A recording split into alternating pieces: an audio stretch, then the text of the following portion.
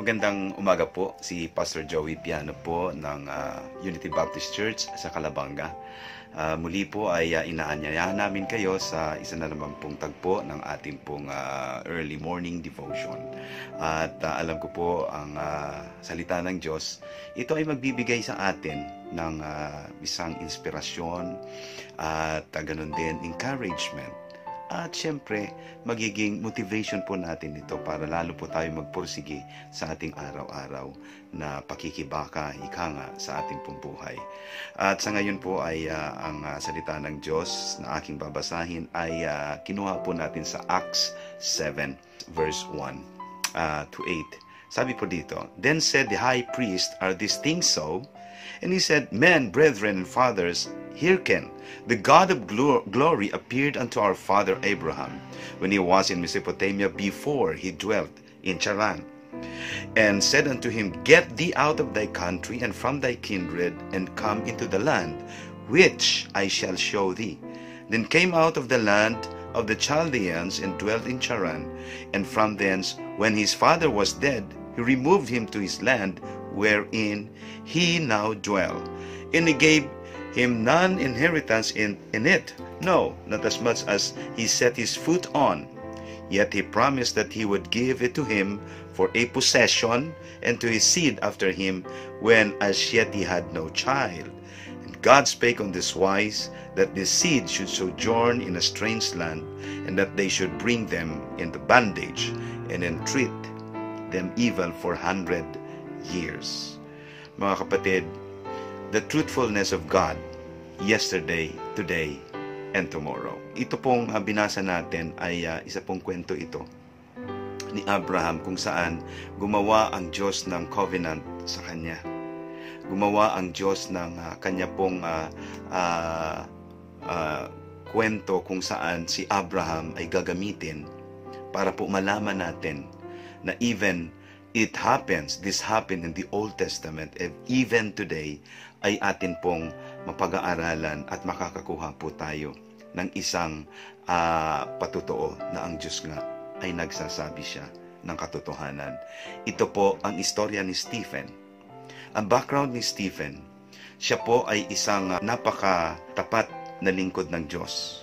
Noong mga araw na yaon, na araw ng mga disipulos, siya ay hinirang bilang kasama na kumbaga kailangan ng mga disciples ng mga faithful Christians na itong si Stephen po ay tinaguri ang siya po ay isang faithful at he gave impact to the kingdom of God because of his testimony at because of his perseverance, because of his full knowledge of God's truth in his life.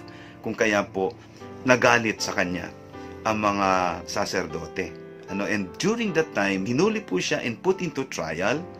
At ngayon, ay binigyan si Stephen ng wisdom, ng Holy Spirit. At sinabi niya nga po ito.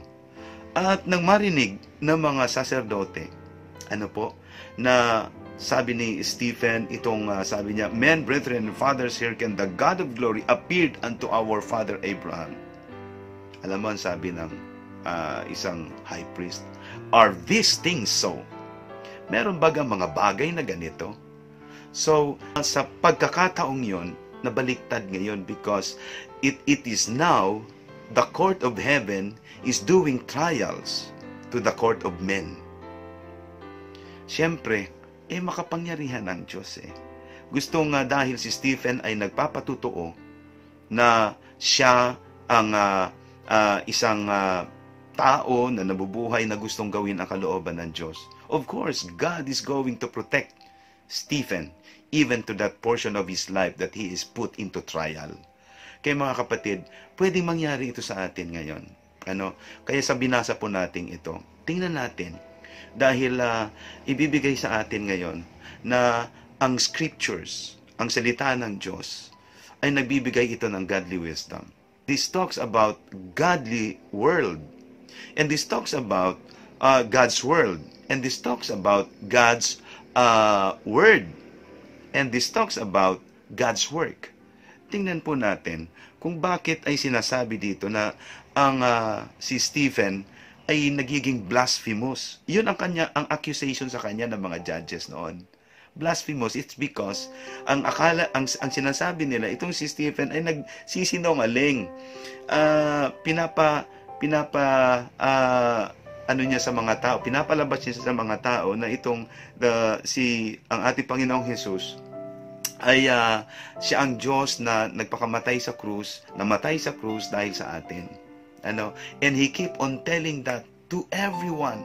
At insistido ni Stephen at nagalit sa kanya. Even the people. Because they believe na wala namang katotohanan itong sinasabi ni Stephen. And he was accused of being a blasphemous person. At noong panahon na yon, isa po yun sa kasalanan na kamatayan.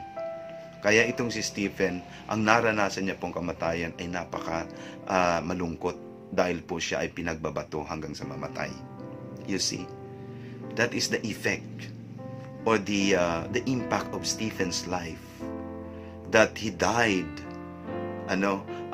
telling the truth of God to people. Tayo po ba? Tingnan natin ang ating sarili ngayon. Kaya ba natin na mamatay tayo because you are telling the truthfulness of God? So, hindi ko po sinasabi na hindi natin kaya. Ang maganda doon, kasi ang Diyos nagbibigay ng godly wisdom sa atin. Ano man bagay na meron tayong question sa atin, we have to ask God. That is how Stephen interpret sa kanya ng meron ba ganito? Bakit nangyayari ito? Bakit are all these things so? Because Stephen is talking about godly wisdom. And number 2, yung God's world. Alam niyo po, itong sinabi naman sa Psalms 24, di ba? That all things on earth is God's. Lahat ng mga nabubuhay, lahat ng mga possessions, everything in it is God's. Ito yung mundo ng Diyos eh. Kaya alam ng Diyos kung ano ang pwede niyang gawin. Kung alam lamang natin ang prinsipyong ito, that God's own it, yung principle of ownership, and we will be a good steward to this manifold grace of God na ibinigay sa atin. Yung God's word, tunay ang sinasabi. Kaya nga sinasabi doon, na nakipagtipan ang Diyos sa buhay ni Abraham. At sinasabi niya na ikaw ang magiging descendant, ang mga anak mo magiging descendant, at sila ay generations to generations will be coming from you, and you count the stars, at yan ang magiging descendants, or yan ang magiging salinlahi. That is the truth of the Word of God given to Abraham, at pinatunayan yan ni Stephen doon sa Sanhedrin na yon. And lastly, meron pong sinasabi tayong God's work. Ano ang trabaho ng Diyos sa atin? The covenant of God. Kaya nga sinabi doon, kung babasahin pa natin yun, yung circumcision. Ang circumcision that is the covenant of God, between life and death. Although it is just a covenant, pero ang Diyos lang ang pwedeng gumawa sa atin, even to His death. Tingnan mo ang Panginoong Jesus. Ang covenant ng Diyos, because man is full of sin, wala na tayo, hindi na tayo talagang kapahamakan tayo lahat. But because God loved us so much, and His covenant even to of His life, even to His death, ginawa ng Diyos because God loves us so much. The truthfulness of God, yesterday, today, and tomorrow, is so fresh. Tandaan po natin yan. Let's pray. Father, we thank you for this morning.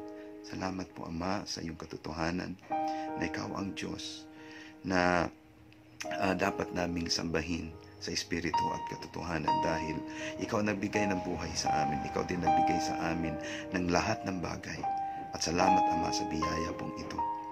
At sana'y ma-realize namin na ikaw nagbigay sa amin ng iyong buhay dahil kami po ay mapapahamak. Tulungan mo po kami, Ama, na kilalanin ka bilang aming tagapagligtas at Panginoon. Ito ang aming samot na langit sa matamis na pangalan ng Panginoong Jesus. Amen.